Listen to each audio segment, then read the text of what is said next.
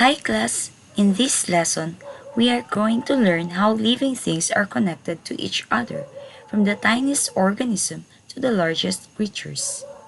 All living things need energy to survive. So the question is, where does the energy come from? Matter and energy passes from one organism to another, connecting living things like link in a chain.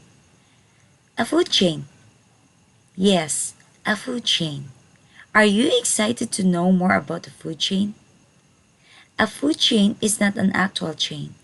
It's a way to talk the relationship between organisms and shows how matter and energy flow between living things.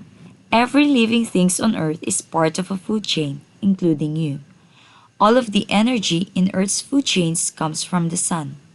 The sun's energy reaches the Earth as light and heat, and plants uses this to make their own food through the process of photosynthesis.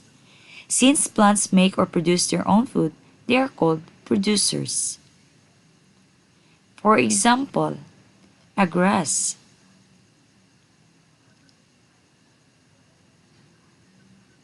That's because animals cannot produce their own food. They must eat or get the energy from other sources. That's why animals are called consumers. The second link in a food chain is a consumers that eat plants.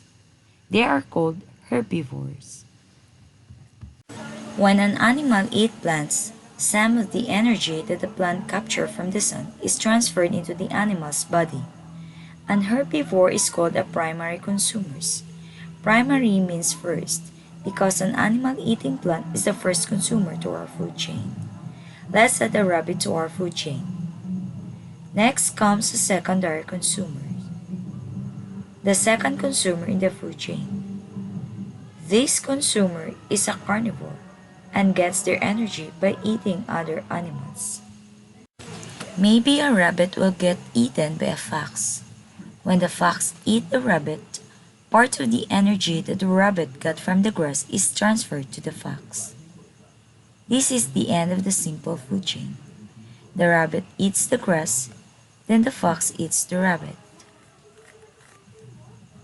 The energy that comes from the sun is captured by the grass, transferred to the rabbit, and then transferred to the fox. Some food chains are longer than this one, but there can't be too many links in a food chain. Each animal in a food chain uses up a lot of energy from the previous level instead of passing it on. It means that only about 10% of the energy consumed by an animal will be passed on to the next level. Let's take a look at a longer food chain that also begins with the grass. But let's make our primary consumer a grasshopper. The grasshopper eats the grass and then gets eaten by a secondary consumer, a bluebird. Then the bluebird gets eaten by a tertiary or third level consumers, a snake. The snake gets eaten by an owl. The owl is the apex predator in this food chain. Apex predators are not hunted and eaten by any animals. We can say that they are at the top of the food chain. Examples of apex predators are lions, sharks, eagles, and crocodiles. It does not mean that because they are not being eaten, they don't contribute to the food chain. When an animal dies, their body is broken down by decomposers that are usually bacteria and fungi that break down dead plants and animals into nutrients in the soil. That helps the plants at the beginning of the food chain to grow. It's the circle of life. Natural ecosystems usually have more complicated food chains. However, a network of interconnected food chains is called a food web. The arrows are used to show which direction the energy flows and help keep track of the connections between organisms.